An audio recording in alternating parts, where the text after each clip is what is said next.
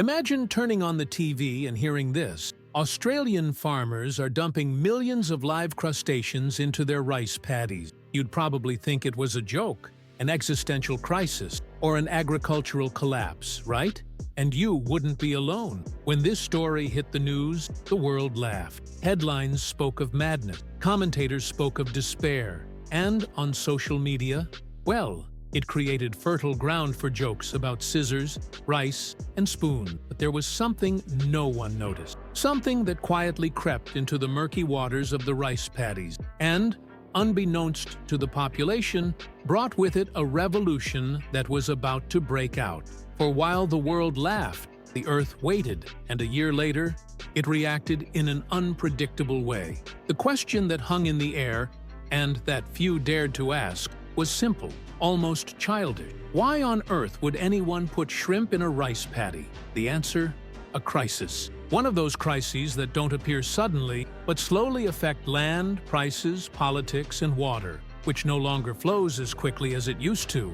In the arid fields of the Australian outback, rice farmers were stranded. Less water, less profit, a greater environmental impact, and with each harvest, greater neglect. The Riverina Plains, once a symbol of abundance, had been transformed into bureaucratic deserts, where more debt was accumulated than grain. Imagine being afraid of farming, not of the harvest, but of looking at your bank statement. Imagine watching your land lose value as the climate swings like a broken pendulum and the rules change faster than the season. That wasn't just farming, that was resilience. It was in this context that this absurd idea was born. The inspiration, ironically, came from the other side of the world. While the Australians were fighting for subsidies, the Chinese were growing rice with shellfish. Yes, in provinces like Hubei and Jiangxi, millions of hectares of grain and shrimp were already being cultivated in unusual harmony. The combination of rice and shrimp, particularly Charax quadricarinatus, also known as the red shrimp, had transformed entire regions into hubs of sustainable development. The results were clear: increased productivity, fewer pesticides, higher profits, and entire communities lifted out of poverty. But that was China, a completely different reality, wasn't it? Australian researchers began analyzing the data. The more they studied it, the more plausible the idea seemed. Red earwigs were native to Australia. They already existed there, lurking along the banks of northern rivers, hardy, voracious, and adaptable. And in the labs at CSIRO and Southern Cross University, an extraordinary discovery began to emerge. Perhaps this prehistoric creature was not just an invader of the rice paddies, but a silent ally. They didn't need expensive food. They fed on garbage, algae, and larvae. They didn't need expensive aquarium. Shallow water was enough. And, best of all, they controlled pests, fertilized the soil with their waste, and dug deep enough to aerate it. In other words, he worked for free. But transforming barren fields into aquatic experiments? Who would dare do that? Most laughed, walked away, or joked about forest lobster farm. Some warned of the ecological risk. What if the crustaceans had escaped and caused an environmental disaster? What if they had dug holes in the irrigation canals? What if they had introduced diseases? There were doubts, many of them, but there was also a silent certainty. Continuing as before was untenable. It was then that the first farmers decided to try the experiment. The red claws were introduced into the pilot areas without much publicity, quietly, as if someone were throwing a bunch of things on the ground, hoping for more than just disappointment. For several months, everything seemed the same. The rice grew as usual. Water covered the field. Attentive observers noticed something strange. The weeds were less aggressive. There were fewer insects. And every now and then, a small red claw appeared on the surface, glistening in the sun, then disappearing again. It seemed like a sign, a reminder that something new was happening. But no one dared to celebrate. Not yet. Because that was precisely the crux of the problem. The story could go one of two ways. Either the fields would turn into crustacean-infested swamps and cause losses, or they would succeed. And if they succeeded, they wouldn't just make profit, they would change everything. The farmers were worried, the world had abandoned, and suddenly, Their survival depended on a never-domesticated animal in the Australian rice paddy. It was like trying to tame a dragon in a puddle. These questions resonated repeatedly at cooperative meetings, in interviews with agronomists, and in bars in small rural towns. Would you put shrimp in your rice? What if things go wrong? What if this is our only chance? What ultimately seemed like madness may have been courage by another name. And then came the moment of truth, the harvest. And there, on the border between skepticism and hope, the numbers began to appear. Not in headlines, but in reserved smiles, in trucks, in healthier cereal, in shellfish dipped into the sea. The data was still being collected, but the intuition of those who had taken the risk already knew it works, and the world still had no idea for what would come next. The data, the profits, the transformation of the landscape, the economy, and even rural identity was yet to come. But there, in those first fields, under the relentless Riviera sun, where rice and seafood met, something far greater than a new technology was being born. An opportunity presented itself, and that possibility crawled beneath the muddy water, armed with tiny red claws and an instinct as old as the earth itself. And the question remains, what if this is not just a solution for Australia, but for the whole world? Have you ever tried to combine two things that, at first glance, seem incompatible? Milk and lemon, holidays and work, shrimp and rice. Yet it was precisely this combination that defied logic, agricultural textbook, and the arrogance of skepticism. For beneath the calm, muddy surface of the Australian rice paddies, something luminous was beginning to emerge. And it wasn't just the crustaceans' red claws. At first, it seemed like a coincidence, but as researchers responded, it became clear that the phenomenon was far more complex, and not just discoveries, but invisible, complex, and highly intelligent connection. The key to everything?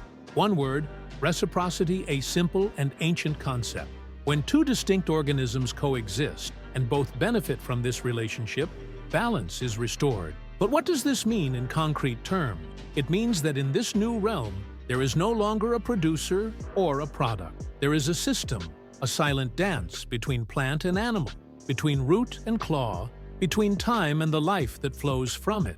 Imagine a rice paddy, not the kind you see in exotic travel photos, but a perfectly normal, flat, flooded field under a blazing sun. Now imagine tiny creatures swarming among the plants. They feed on trash, algae, insect larvae, and invasive roots. Instead of becoming pests, they become gardeners. And at the same time, their nitrogen-rich excrement fertilizes the soil. It's as if the laborers were working around the clock, without breaks, without pay, and without using pesticides or chemical fertilizer. Does this remind you of something? Perhaps your garden, the way worms make the soil more fertile, or that little plant that only really grew after you stopped controlling it and let the natural cycle take its course. Nature knows what it's doing, and if you respect it, it will respond generously. In shrimp paddies, the effects are visible at every level, literally. On the surface, the water stays clear longer. In the center, the paddies become more resilient, less affected by disease, and more uniform. And beneath, the soil is constantly turned, aerated, and fertilized. What was once a compact, barren mass is transformed into a living, breathing, and vibrant organism. Science has measured all this. In controlled experiments, soil oxygen levels increased, microbial colonies diversified, the compaction index decreased, plant roots deepened, the biological cycle resumed, and with it, productivity. But perhaps most impressive is something harder to quantify: behavior. Yes, behavior of the plants themselves. Studies have shown that rice paddies cultivated with crab-rearing systems showed fewer signs of stress. Their growth was more vigorous, and their maturation more uniform. It was as if the plant itself became aware that it was evolving in a healthier, more balanced environment. And indeed, it was. But it's not just about plants, it's also about people. Imagine yourself as a debt-ridden farmer, struggling with poor harvests year after year. You cut back on water use, and your yields plummet. You use expensive pesticides, and continue to fight pests. You watch your children abandon their land, claiming it has no future. And then, in a crazy experiment, shellfish are introduced into your fields and everything changes. That's what happened to Alan, a farmer in the Deniliquin area. At first, the idea made him laugh. Shrimp and rice? It's like a Japanese documentary. But after losing 3 crops to resistant pests, he decided to give it a try. Simple measure: digging deeper furrows along the edges, installing nets to prevent shrimp from escaping, monitoring the water level. Nothing high-tech, just affordable methods. So he waited. Months later, the surprise came. The rice was growing faster, the plants were greener, the insects were gone. And at harvest time, Alan had more than just grain. He had crates of shrimp. He sold some at the local market and some to a Sydney restaurant testing sustainable shrimp dishes. For the first time in years, Alan was not only able to pay his bills, but also buy a new irrigation pump and still have money left over to invest the following year. Stories like Alan's are not uncommon. They have proliferated unnoticed in small towns where once only budget cuts, losses, and neglect were the talk of the town. And not just among younger generation. Farmers with decades of experience, accustomed to exhausting monocultures, have begun to reconsider everything, because seeing the land improve with fewer poison, more life, and continued profit not only changes the landscape, but also mentality. But that's not all. The benefits are greater thanks to the reduced use of pesticides and fertilizer, fewer nitrates in rivers, less poisoning of local wildlife, fewer risks to human health. In some areas, methane emissions have been reduced by up to 40% thanks to the oxygenation provided by shellfish. In other words, what started as an attempt to save a harvest has become a real tool in the fight against climate change. And if that doesn't sound revolutionary, consider this. Rice is the staple food for more than half the world's population. It's a colossal crop that requires water, land, and energy. Imagine if half of those rice paddies could also produce animal protein without harming the environment. It's a paradigm shift, a step forward, an opportunity to do more with less without harming the planet. But perhaps the most important question at this point in the story isn't, why does it work? We already know why. The question now is, why isn't it everywhere? What will it take for more manufacturers to adopt this model? Is it simply fear? A lack of support? Or are we still too attached to a model that no longer meets the most pressing needs of our time? Perhaps the answer lies within ourselves, in our willingness to view agriculture as a living being rather than a production line, in our appreciation of a system that, at first glance, seems strange but reveals profound wisdom. Because, in the end, this story isn't about mollusk. It's about reconnecting with the earth, with time, with the cycles of nature that we've tried to control for so long, but that we're finally beginning to listen to. And if you've made it this far, you've probably felt it. You've sensed that there's something powerful in this reconnection to simplicity, to naturalness, to the obvious, something we've ignored for so long. If this story touched you, sparked curiosity, hope, or simply concern, I invite you to continue this journey with us. Click here, register, turn on notifications for the channel now, and like it. In upcoming episodes, we'll discover together what really happened during the harvest and how a seemingly amusing idea changed everything. Until next time. And, in the meantime, why don't we look at the ground beneath our feet? Your next big change could be hiding there. Have you ever thought about how many brilliant ideas fail in reality? On paper, everything seems to work. In the studio, the charts are at their best. But in the mud, under a blazing sun, and amidst last-minute decisions, reality sets in. This is precisely where the Crustacean Project faced its toughest test. Because it's one thing to know that the system, it can work, but making it work is a whole other matter. It really works amidst the complexity of a living farm. In the Riverina, the beating heart of Australian rice farming, the fields became a laboratory, but without white coats, slides, or high-tech robots. Here, the tests were conducted by the farmer's own calloused hand, and the laboratory was mud. The preparations were almost surgical. Irrigation canals were fitted with fine mesh to prevent leaks. Ditches were dug along the banks to shelter the shrimp during heat wave. Every hectare was monitored as if it were an acutely ill patient. pH, dissolved oxygen, water temperature, and population density were measured. If anything failed, a sudden temperature change or excess nitrogen, the entire system could collapse. Because, unlike other technologies, a failure here wouldn't result in the rupture of a component, but in human losses. Would you have the courage to invest your livelihood in something so new, so ridiculed from the outside, and so fragile from the inside? The first few months were, at first glance, frustrating. The landscape remained unchanged. The rice grew as usual. The water reflected the calm sky. Yet, a certain tension reigned, as if the crustaceans' every movement was being watched with the same attention as a soon-to-be-revealed secret.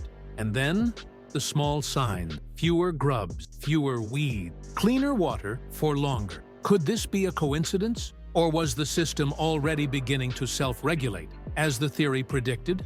Liam, a farmer from Narandera, says he only began to believe it when he saw 3 frogs in his field, something he hadn't seen for years. The field was a field again, he says. This may sound a little poetic, but those who live off the land know that when life returns, it announces itself silently, in small detail that escape narrative. And then came the harvest. Curiously, rice production didn't decline, as some had predicted. In some fields, it even increased. But the moment that caught everyone's attention was the second harvest. The second harvest. The one hidden underwater, near the roots.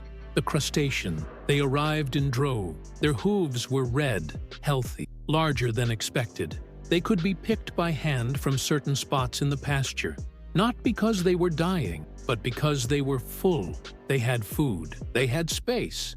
They had found a home there. Have you ever seen a farmer smile silently?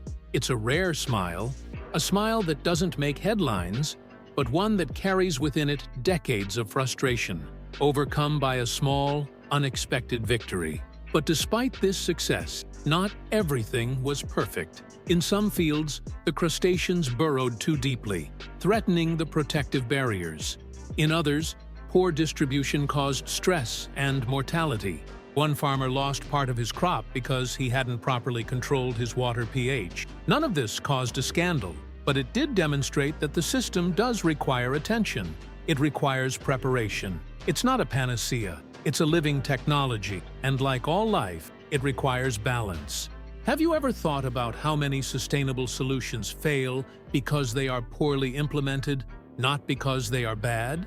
The next challenge was to transform the successful experiment into a replicable model. Universities that had previously only observed from afar began to participate. Researchers from Charles Sturt University and Southern Cross University began to closely monitor the project. They developed technical manuals, ideal population density models, and integration plan. What had initially been a tentative attempt was taking shape. What surprised analysts most, however, were not the numbers, but the questions asked. These questions appeared more frequently than the data themselves. Neighboring farmers, skeptical in previous weeks, were now curious. How much less did you spend on pesticides? How is crustacean reproduction controlled? Does this work in drier areas? Questions always bring change. When ridicule gives way to doubt, something important. At this point in the story, the narrative was no longer focused on experiment. It was focused on decision.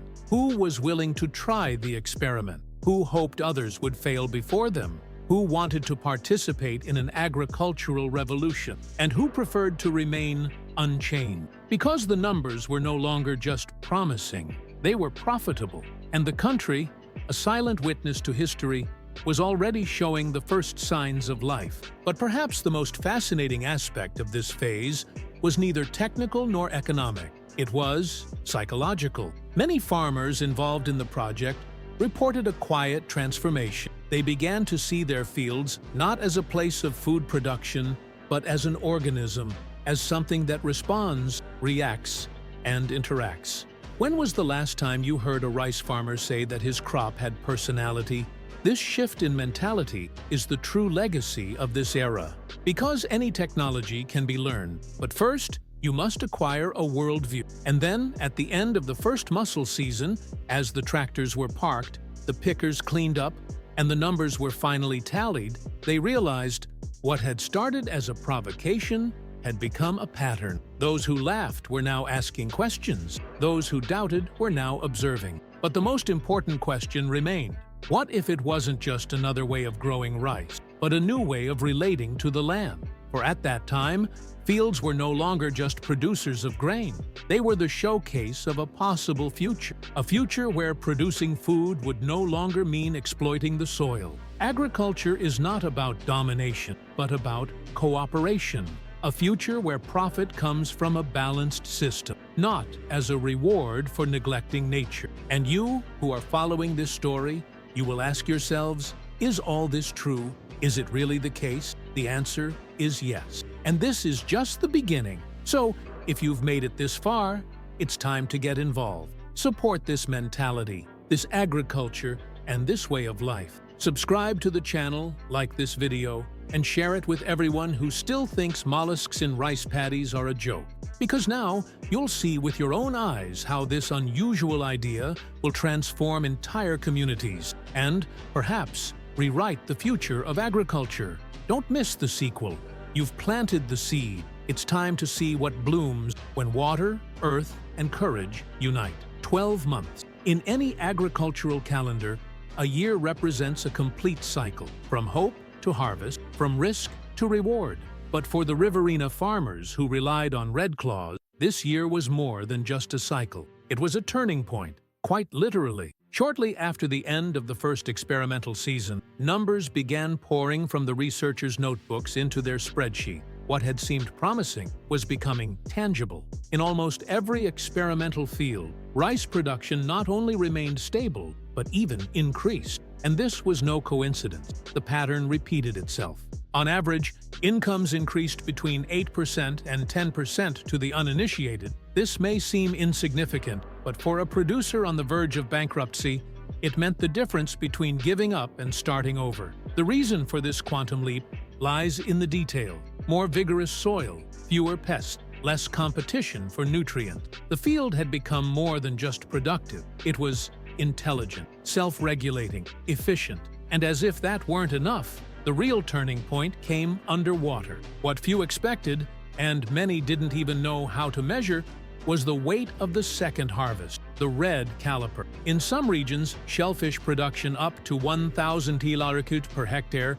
To give you an idea, this generally meant from $10,000 to $15,000 more per hectare, depending on the quality of the animal. For small and medium-sized breeders with low profit margin, this is not an advantage. It is a lifeline. But here's what no one saw coming. Some producers have doubled their income per hectare compared to previous seasons of conventional rice. It's true, they've doubled the yield, without increasing the cultivated area, without resorting to new industrial technology, simply by better exploiting the land's resource. Narrative truce. So far, we've talked about numbers, revenues, and margin. But what do they really mean? They're bills paid, loans repaid. Often, they're a father who comes home happy because his children don't have to leave the farm. And no graph can convey that.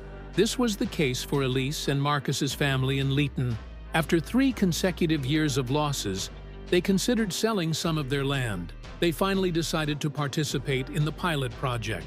In the first year, they not only earned rice, but also nearly $30,000 by selling shellfish to a trader in Sydney. With this money, they not only avoided selling their land, but also invested in the construction of a small processing center. Today, Elise sells part of her production directly to restaurants under her own brand, Red Claw da Terra Boa. The change wasn't limited to the country. Gastronomy also responded. Restaurants in Sydney, Melbourne, and even Adelaide discovered the delicate flavor and sustainable origin of Red Claw, quickly transforming them into a local delicacy. Sweeter than lobster, firmer than prawns, declared one chef at a seafood festival. The trade press picked up the topic and the term, rice field crabs. It has achieved gourmet status. Small bottles of truffle oil now sit alongside the red claws of regenerated field. Surprised? You weren't alone. It took some time for the farmers themselves to understand the extent of the disaster. But it's not just the economy that has reacted. The environment has too. On integrated farms, pesticide use has been significantly reduced. In some cases, 60% fewer pesticides and herbicides, with chemical attacks on grubs, snails, and invasive weeds proving futile. Crustaceans stepped in and did a better job. They cleaned up roots, consumed pests, and fertilized the soil with their nitrogen-rich excretion. Instead of poisoning, they ensured biological productivity. Another unexpected fact: in areas where the system has been well implemented, a reduction of methane emissions by up to 40%, one of the most harmful gases in the atmosphere. Through their burrowing and crawling activities, crustaceans increase the oxygen supply to flooded soil, alter microbial activity, and reduce anaerobic digestion, the main cause of methane in traditional rice paddy. These results attracted the attention of researchers from CSIRO and international universities. What started as a local project grew into a global case study. Then, something unexpected happened. Foreign countries began demanding access to data. Bangladesh, Ghana, Peru, agricultural delegations visited Australian field. UN food safety experts sent representatives. What began as an experiment to save local producers has become a proposal of planetary proportion. Narrative truce. Remember when people claimed that mixing rice and seafood was the stuff of wacky documentaries? These same critics were now calling for access to online workshops and courses. The Australian government, recognizing the economic and environmental benefits, began increasing subsidies. New funding calls were launched. Technical training was modernized. Farms that previously struggled to survive now gave presentations at agricultural innovation events. But the most important thing was yet to come: the change of mentality. When asked what he noticed most after a year of using the system, producer Greg Thomas responded without hesitation. "For the first time, I feel like I'm giving something back to the country, not taking something away." Think about it. A farmer who has used pesticides, heavy machinery, and exhausting routines for decades now finds himself in a cycle of regeneration. This changes not only his farming methods, but also his lifestyle, his children's education, and his vision for the future. Speaking of children, the curriculum is evolving at the region's agricultural school. Students are learning about biological integration, ecosystem management, and natural pest control. Children who grew up believing the only way out was to abandon the field are now dreaming, stay, not through tradition, but through innovation. Because today, being a farmer has once again become a symbol of hope. And that, no one expected it. Last narrative breath. In just 12 months, shellfish have become more than just an alternative. They've become a symbol, a sign that it's possible to harvest without destroying, to profit without depleting resources, to nourish without poisoning. But is this enough to transform an entire sector? Will old models give way to this new logic? And above all, are we ready to listen to what nature has been trying to tell us for centuries? In the next section, we will see how the arrival of this small, red-clawed creature has triggered an economic, ecological, and cultural chain reaction that is already changing the identity of entire communities and perhaps even the future of global agriculture. Don't miss it. At first, everyone laughed. They laughed at the title. They laughed at the absurd image of crustaceans crawling among rice paddies. They laughed at the idea that such a strange solution could come from such an obvious source, the Earth itself. But today, a year later, the laughter has subsided. And in the silence that followed, something blossomed, something more powerful than any government plan, more resilient than any subsidy, more transformative than any available technology. Hope with roots. Because it's not just the landscape that has changed, the people have too. Towns like Leeton, Deniliquin, and Griffith, previously facing business closures, an exodus of young people, and the threat of stagnation, were revitalized. Where once there was discouragement, business incubators sprang up. Where there was once a fear of failure, a desire for innovation emerged. New jobs sprang up in warehouses, cooperatives, and micro-enterprises. Families who had considered abandoning their land now dreamed of a dual source of income and, better still, a renewed rural identity. And all this because of a small, silent animal that had previously gone unnoticed. A crustacean that doesn't fly, doesn't growl, doesn't bark, but it digs, it works. And without fanfare, rebuilt the land a nation too tired to believe in itself. But if you've made it this far, you might be wondering, what about the environment? Was it just about profit? Self-improvement? No, it was more, much more. The red claw rice paddies have become a rare sight in the 21st century, a production system that healing through production. The water, once contaminated by chemical waste, now contains fewer nitrates and toxins. The once arid fields are once again home to dragonflies, frog, ducks, and even turtle. Animals that disappeared with the expansion of monocultures have returned, as if they too knew there was a future there. Even the skies seemed to notice. Farmers reported the return of migratory birds they hadn't seen in years. It was as if the landscape had regained its natural rhythm, and the animals knew exactly what to expect. These impacts are not represented on any diagram, because it's not just about reducing pesticide use. It's about restore balance, let nature take over, instead of fighting it on every square meter. And when that happens, institutions change too. The government, initially skeptical, is now funding the project's expansion.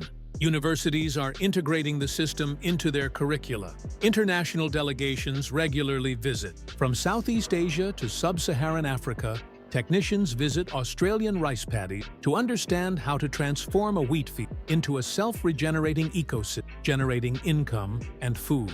Australia, long criticized for its excessive water consumption and monoculture, suddenly found itself at the heart of a regenerative agricultural revolution. Ironically, without having created anything new, it simply revived ancient wisdom, combining it with modern science and political courage. But perhaps the most difficult change to measure, and at the same time the most profound, has been the cultural change. For decades, the Australian rural imagination was shaped by two figures: the lone hero who tamed the land and the weary worker who fought against it. The rural model was characterized by brute force, productivity at all costs, and relentless exploitation. But the Red Claws resisted all this, not with slogans, not with advertising campaigns, but with facts, with results, with life. Today, farmers are not only considered producers, but also as guardians of an ecosystem that responds, collaborates, and richly rewards when respected. This change of identity, from discoverer to maintainer, is perhaps the greatest fruit the project has produced. And that's where the circle closes. Remember the question at the beginning, why are crustaceans released into rice fields? The answer is now clear, for what seemed absurd was actually visionary. If we listen to nature, it whispers solutions to us where we see only problems. The future of agriculture may not lie in the most expensive machinery or the most efficient genetically modified seeds, but rather in the humble knowledge that working with the earth is always more effective than fighting it. And because at the end of the day, we're not just growing rice or protein, we're growing resilience. Community future. If this story has inspired you, made you think or doubt, or if you simply imagine a world where plants can also mean healing, don't let it end here. Subscribe to the channel, enable notifications, like it shows that stories like this deserve to be told, and comment. Do you think this model could work in your country, in your city, in your life? We want to hear your voice. This channel is more than just a space for curiosity. It's a place where improbable ideas transform into silent revolution, where the impossible becomes inevitable over time. Thank you for staying, really. In the next article, we'll explore another initially underestimated innovation. Australian red turtles are changing the way we think about the world around us. In the meantime, pay close attention to what is silently crawling, digging, or growing, because often, this is the solution we have always been looking for. See you in the next video.